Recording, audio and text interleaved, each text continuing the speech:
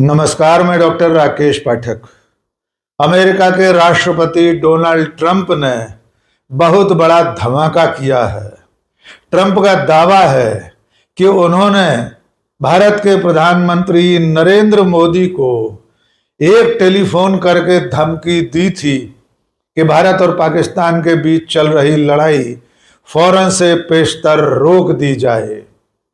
Trump का दावा है कि उनके फोन के बाद सिर्फ 5 घंटे के भीतर भारत और पाकिस्तान के बीच लड़ाई बंद हो गई थी, जिसका ऐलान उन्होंने खुद किया था। पहलगाम हमले के बाद भारत और पाकिस्तान के बीच चली 4 दिन की लड़ाई को रोकने का दावा करते करते डोनाल्ड ट्रंप अब यहां तक पहुंच गए हैं कि वे सीधे ये दावा कर रहे हैं कि उन्होंने नरेंद्र मोदी को टेलीफोन पर धमकी दी थी। इसके साथ साथ एक नई बात डोनाल्ड ट्रंप ने आज कही है। उन्होंने कहा है कि इस लड़ाई में 7 जंगी जहाज गिर चुके थे और ये लड़ाई न्यूक्लियर युद्ध की तरफ बढ़ रही थी। यद्यपि परमाणु युद्ध की आशंका कई बार डोनाल्ड ट्रंप इससे पहले दोहरा चुके हैं, लेकिन सीधे सीधे 7 वायुसैनिक विमानों के गिरने की बात खुद डोनाल्ड ट्रंप ने अपनी जुबानी पहली बार कही है। लेकिन सबसे गंभीर बात यह है कि जिस युद्ध को रोकने का श्रेय डोनाल्ड ट्रंप 10 मई से लेकर अब तक लगातार करते चले आ रहे हैं, हमारे प्रधानमंत्री नरेंद्र मोदी उस मुद्दे पर चुप्पी साधे हुए हैं। इस दफा डोनाल्ड ट्रंप ने 42वीं बार यह कहा है कि उन्होंने भारत और पाकिस्तान के बीच जंग रुकवाई थी, सीज फायर करवाया था और इसके लिए ट्रेड की धमकी दी थी। लेकिन इससे पहले एक बार भी ट्रंप ने यह नहीं कहा था कि उन्होंने प्रधानमंत्री नरेंद्र मोदी को सीधे फोन किया था। यह पहली दफा है कि डोनाल्ड ट्रंप कह रहे हैं कि उन्होंने नरेंद्र मोदी को फोन किया, धमकी दी कि अगर यह लड़ाई नहीं रोकी गई तो भारत और पाकिस्तान दोनों के साथ ट्रेड नहीं किया जाएगा, और इसके 5 घंटे के भीतर लड़ाई थम गई थी। आइए डोनाल्ड ट्रंप की जुबानी ही सुन लीजिए वे क्या कह रहे हैं। Just like India and Pakistan, we're going to end up in a nuclear war if I didn't stop them. You know, it's sort of strange. I saw they were fighting. Then I saw 7 jets were shot down. I said, that's not good. That's a lot of jets, you know. $150 million planes were shot down. A lot of them. 7, maybe more than that. They didn't even report the real number.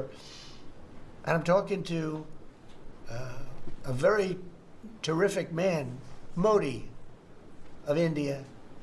And I say, what's going on with you in Pakistan? Then I'm talking to Pakistan on trade. I said, what's going on with you in India? And the hatred was tremendous. Now, this has been going on for a hell of a long time, like sometimes with different names for hundreds of years. But I said, what's going on? I said, I don't want to make a trade deal. No, we want to make trade deal. I said, no, I don't want to make a trade deal with you. You're going to have a nuclear war. You guys are going to end up in a nuclear war. And that was very important to them. I said, call me back tomorrow, but we're not going to do any deals with you, or we're going to put tariffs on you that are so high. You were there, Howard, right? Yeah. You're going to put tariffs on you that was so high, I don't give a damn. Your head's going to spin. You're not going to end up in a war. Within about 5 hours, it was done. It was done. Now, maybe it starts again. I don't know. I don't think so, but I'll stop it if it does. तो Donald Trump एकदम साफ शब्दों में कह रहे हैं कि उन्होंने हमारे प्रधानमंत्री नरेंद्र मोदी को फोन किया था। ये बात इसलिए ज्यादा चिंताजनक है कि 10 मई से लेकर अब तक भारत सरकार, प्रधानमंत्री नरेंद्र मोदी, उनके विदेश मंत्री, उनके रक्षा मंत्री सब इस बात को नकारते रहे हैं कि कोई टेलीफोन अमेरिका के राष्ट्रपति भवन से आया था। खुद प्रधानमंत्री नरेंद्र मोदी ने संसद के मानसून सत्र में अपने भाषण में यह कहा था कि दुनिया के किसी देश से किसी नेता ने उन्हें लड़ाई रोकने के लिए नहीं कहा था। आइए सुन लेते हैं नरेंद्र मोदी ने उस दिन क्या कहा था। अध्यक्ष जी, दुनिया के किसी भी नेता ने भारत के ऑपरेशन रोकने के लिए नहीं कहा। उसी दौरान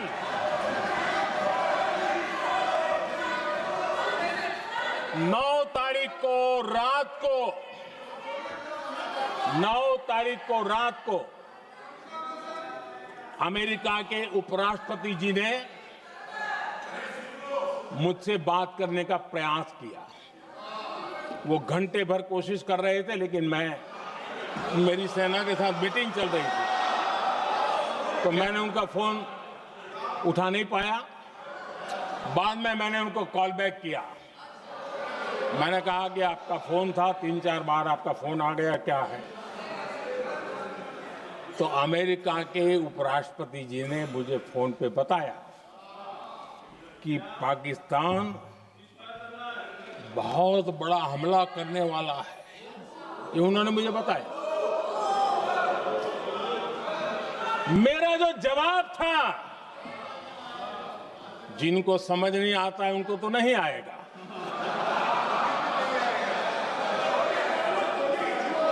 मेरा जवाब था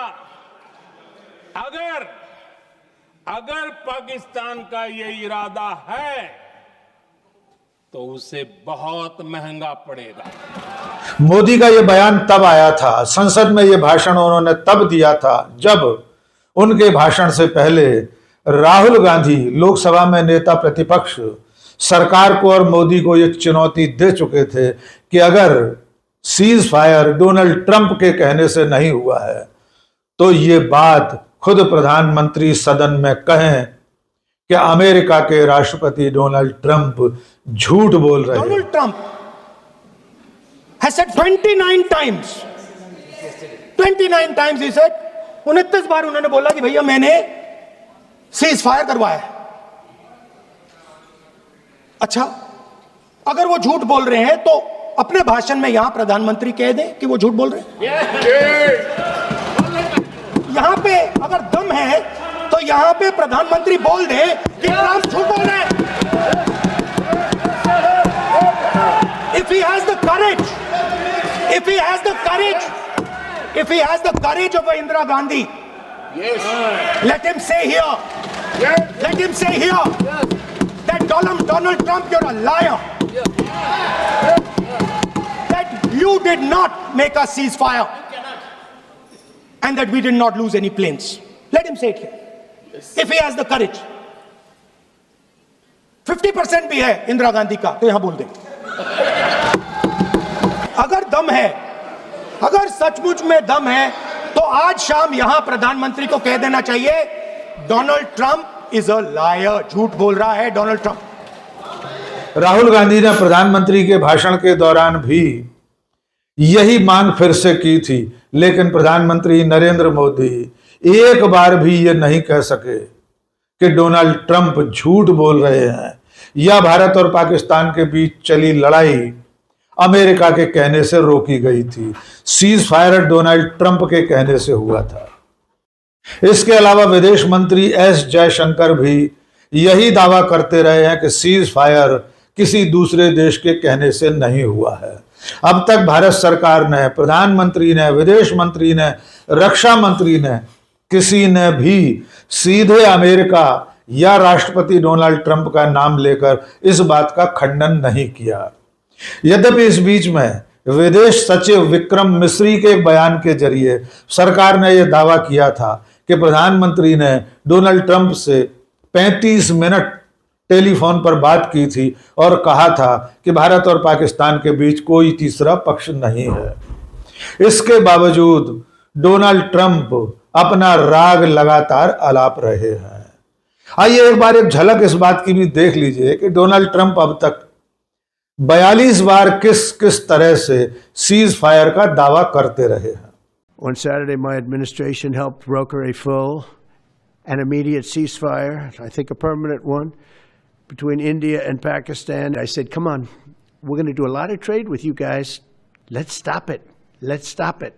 If you stop it, we're doing trade. If you don't stop it, we're not going to do any trade. My administration successfully brokered a historic ceasefire to stop the escalating violence between India and Pakistan And I used trade to a large extent to do it. I said, fellas, come on, let's make a deal.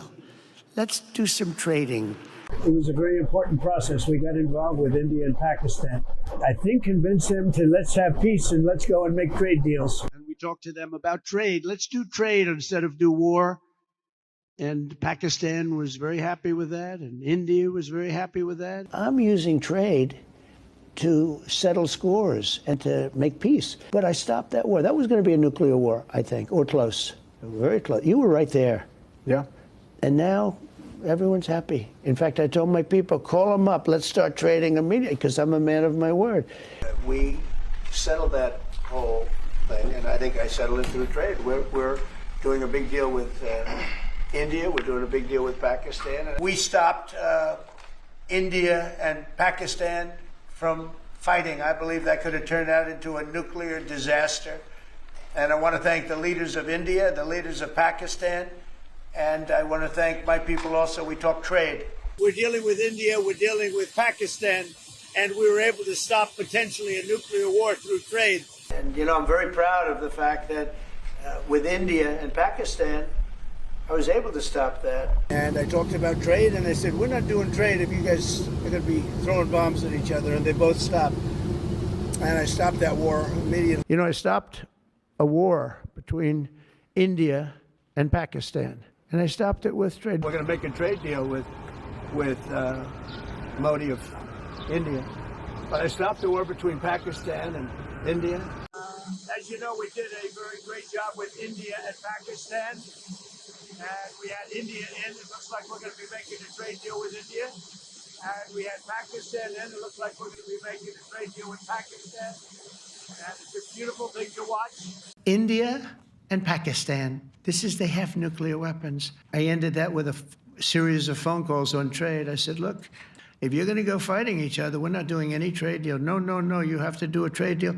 I said, we're not doing any trade deal. Prime Minister Modi is a great friend of mine. He's a great gentleman. And I got them to reason. I said, we're not doing a trade deal if you're going to fight. They said, no, I want to do the trade deal. We stopped the nuclear war. Cancel all deals with India and Pakistan. They're not trading with us because they're in a war. They called back, what do we do? I said, look, you want to have trade with the United States. It's great. But you want to go and start using nuclear weapons on each other? We're not going to allow that.